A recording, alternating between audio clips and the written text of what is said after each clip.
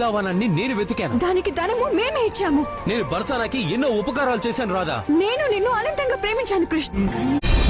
నువ్విక రావని ఎదలో చప్పుడు నమ్మక తప్పని నిజమైనప్పుడు తిరితో నేనున్నది ఎందుకని